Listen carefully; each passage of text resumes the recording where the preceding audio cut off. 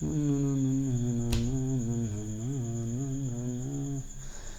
हम लोग देखते हैं क्वेश्चन नंबर 5। खैर क्वेश्चन नंबर 5 तो बहुत ही आसान है बच्चों, ये सब थ्योरी आपको क्लास में भी डायरेक्ट कराया गया है। इसमें देखिए क्या कहता है कि बाइनरी आइडियल सॉल्यूशन है, ठीक है, बाइनरी आइडियल लिक्विड सॉल्यूशन।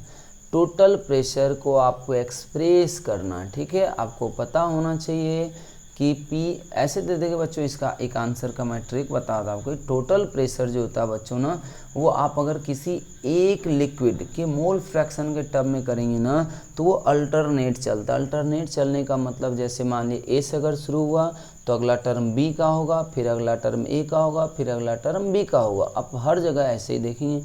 आप इस तरीके से अगर देखें ना बच्चों तो आपका आंसर तुरंत आ जाएगा। अगर आप देखें यहाँ A हो गया नहीं होगा, B हो गया नहीं होगा, B हो गया नहीं होगा, यहाँ देखिए B के बाद A के बाद B के बाद A, ऐसा है, मतलब यही आपका आंसर होगा, ठीक है। बट ये ठीक है, ये तो मतलब करने के बाद देखेंगे तो ठीक है, लेकिन एक्चुअल में अगर आपको पता हो बच्चों कि ये लिक्विड चूँकि आइडियल सॉल्यूशन बना रहा, आइडियल लिक्विड है, इसका मतलब ये हुआ कि ये राउल्स लॉ को फॉलो करेगा। और राउल्स लॉ को फॉलो करने का मतलब ये है बच्चों कि पूरे सॉल्यूशन का जो वेपर प्रेशर आए होंगे वो दोनों लिक्विड के वेपर प्रेशर के सम के बराबर होंगे।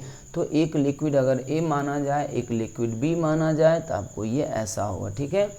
आप इसी इक्वेशन को आगे बढ़ाएंगे। अब आगे हम कैसे बढ़ाएंगे तो हमें देखना होगा कि आखिर हमें क्या निकालना। देखिए कहीं XA का सिर्फ टर्म है तो किसी में सिर्फ XB का टर्म, मतलब दोनों निकालना चाहिए। तब जब भी निकाल के देखेंगे ना बच्चों तो हर हमेशा आपको इसी पैटर्न में आएगा, B के बाद A के बाद B के बाद A, ठीक है। ऐसा ही अगर मान लीजिए कोई यहाँ से PA शुरू कर देता, ठीक है, तो यहाँ पे क्या हो जाएगा, PB हो जाएगा, फिर यहाँ पे क्या होगा P, और यहाँ पे क्या हो जाएगा बच्चों, तो यहाँ पे हो जाएगा XB।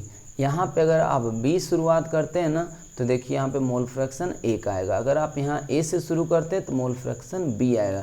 तो बच्चों डायरेक्ट इस फॉर्मूले को याद रखने का ये तरीका भी होता है। खैर हम इसको पूरा बना ही देते हैं आपको कि आखिर आता कैसे है, ये क्लास में बताए हैं।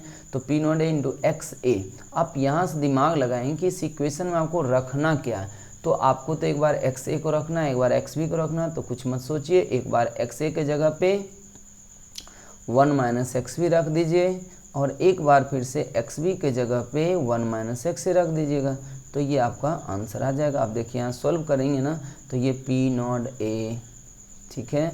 अब ये P0 B, ये P0 A into XB minus का होगा, फिर यहाँ प्लस का होगा, तो हम पहले प्लस वाले के लिए लेते हैं फिर माइनस वाले के लिए लेते हैं। तो इसको अगर आप करेंगे तो हो जाएगा P0 B माइनस हो जाएगा P0 A और यहाँ पे इंटू आ जाएगा XB। यही चीज़ हम अभी आपको समझा रहे थे कि डायरेक्ट अगर हमें PS को किसी एक लिक्विड के मोल फ्रैक्शन के टर्म में अगर लिखने का ज़रूरत पड़ जाए ना तो हम तुरंत भी लिख सकते हैं। जिस लिक्विड के प्योर वेपर प्रेशर से आप शुरुआत करेंगे उसका अल्टरनेट करें, फिर माइनस करना होगा और यहाँ पे यहाँ जो लिक्विड है ना उसके छोड़ के दूसरे वाले को होगा। मान लीजिए सिमिलरली अगर हम PS को एक और टर्म में एक्सप्रेस करें तो कोई ये कह सकता था कि आपको इस बार XA को रखना है, तो XA के टर्म में अगर एक्सप्रेस करना होगा इसका मतलब XB के जगह पे हमें 1 माइनस XA पुट करना होगा। और कर देंगे बच्चों इसी सीक्वेंस में आपका आंसर आ जाएगा। तो अब करके देखेंगे, हम इसी सीक्वेंस में लिख रहे हैं P0 A तो P0 B। अब देखिए यहाँ प्लस है तो प्लस होगा, ये हो जाएगा P0 A माइनस क्या हो जाएगा बच्चों P0 B। अब देखिए इंटू क्या करना है, तो ये हाथ पे देखिए B किए हैं तो इसका मतलब ये XA आएगा।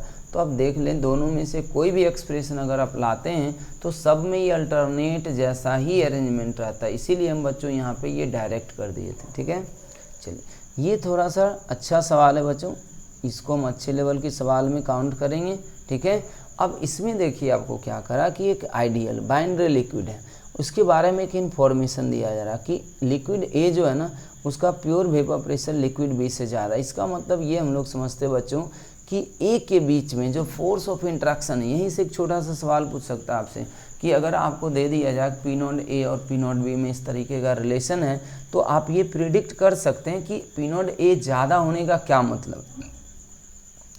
P0 A ज़्यादा होने का यही मतलब होता है बच्चों कि A का वेपर प्रेशर B से ज़्यादा है। इसका मतलब लिक्विड A जो है ना किसी भी पार्टिकुलर टेम्परेचर पे ज़्यादा वॉलेटाइल है, और ज़्यादा वॉलेटाइल का मतलब ये होता है कि वो ज़्यादा से ज़्यादा वेपर्स बना पा रहे हैं। और वेपर्स बनाने का मतलब ये हुआ बच्चों कि वहाँ पे उसके बीच में फोर्स ऑफ इंटरेक्शन कम है, उसके बीच में फोर्स ऑफ इंटरेक्शन कम है लिक्विड ए के आपस में मॉलिक्यूल और लिक्विड के बी के मॉलिक्यूल्स के आपस में फोर्स ऑफ इंटरेक्शन कंपेयर करना होगा।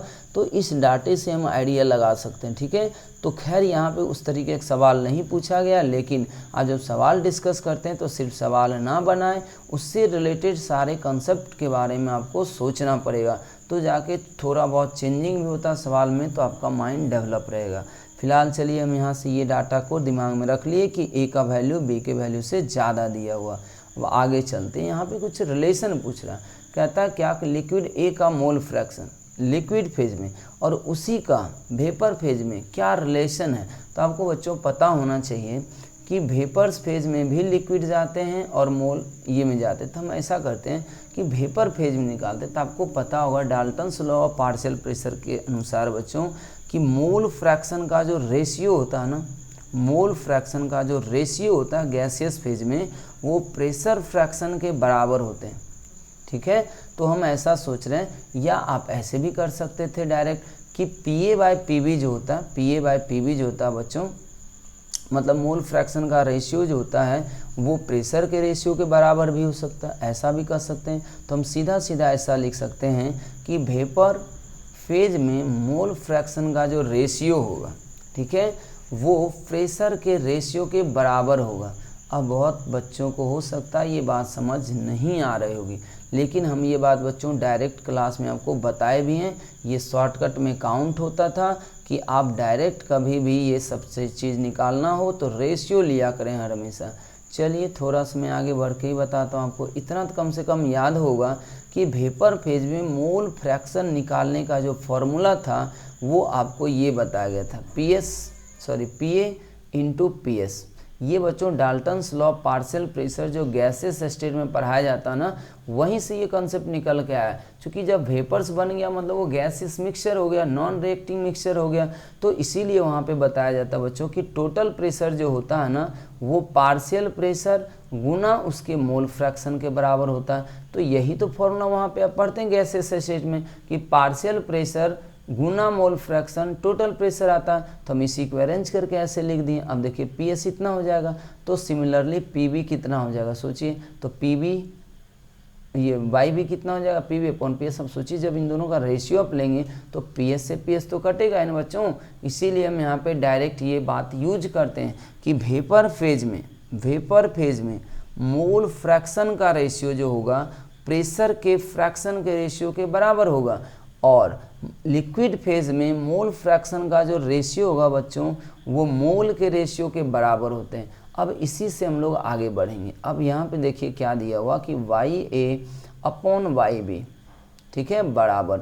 आपको पता है कि PA का वैल्यू कितना होगा, PA का वैल्यू होता है P0A × XA। ये मोल फ्रैक्शन लिक्विड फेज का है और ये दोनों वेपर्स फेज के हैं। सिमिलरली ये हो जाएगा P0B × XB। क्लियर है बच्चों। तो आप यहाँ से ये कर सकते थे सीधा सीधी बात कि ये हो गया YA/YB। क्लियर है, बराबर। ये देखिए P0A/P0B को अलग कर लेते हैं और इसको फिर से मल्टीप्लाई करेंगे आप XA/XB से। आप देखिए अगर ये कहते हैं P0A ग्रेटर है P0B से, इसका सीधा सा मतलब यहाँ से ये निकल के आता है कि P0A और P0B का रेशियो जो होगा वो 1 से बड़ा होगा। क्या होगा बच्चों, 1 से बड़ा होगा। अब देखिए अगर आप कभी भी फ्रैक्शन का रेशियो लेंगे तो बच्चों वो हर हमेशा क्या होगा, फ्रैक्शन का अगर आप रेशियो लेंगे तो क्या फ्रैक्शन का रेशियो कभी भी, ठीक है, फ्रैक्शन का रेशियो है, चलिए उतना कॉम्प्लिकेटेड नहीं बनाते हम। ये देखिए बच्चों फ्रैक्शन का रेशियो है। आप इस वैल्यू को देख रहे हैं क्या, इस वैल्यू को आप देख रहे हैं क्या कि ये वैल्यू 1 से बड़ा है, ये वैल्यू क्या है, 1 से बड़ा है। तो आप किसी भी रेशियो में अगर 1 से बड़ा वैल्यू से आप मल्टीप्लाई करते हैं तो स्वाभाविक है कि वो पूरा वैल्यू भी क्या हो जाएगा बच्चों, 1 से बड़ा ही हो जाएगा, 1 से बड़ा ही हो जाएगा। अगर आपको ये बात नहीं समझ में आ रही तो मैं थोड़ा सा और इसको सिंप्लीफाई कर देना चाहूँगा कि YA/XB, अब ध्यान से देखें, YA/XB divided by YB × XA। इतना बात शायद समझ आ रहा होगा। और ये हो जाएगा पी नोड ए इंटू ये divided by P naught B. हम देखिए क्या किए, इसको इधर लेके चले गए, इसको इधर लेके आ गए, तो ये ऐसा हो गया। अब ये आ गया इंडिपेंडेंट।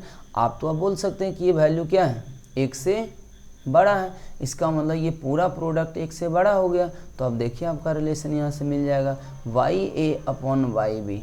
ठीक है बच्चों, ये बड़ा है एक्स ए अपॉन एक्स बी से, ऐसा रिलेशन निकल के आ रहा है। चूँकि आप 1 से अगर बड़ा कहते हैं ना, तो इसका मतलब फिर इसको इधर ले जाए, इसको इधर ले जाए, ऐसा आ जाएगा। तो देखिए यहाँ पे किस ऑप्शन में दिया बच्चों, ये सी में दिया हुआ। तो ये भी एक बहुत ही अच्छे लेवल के सवाल हो गए।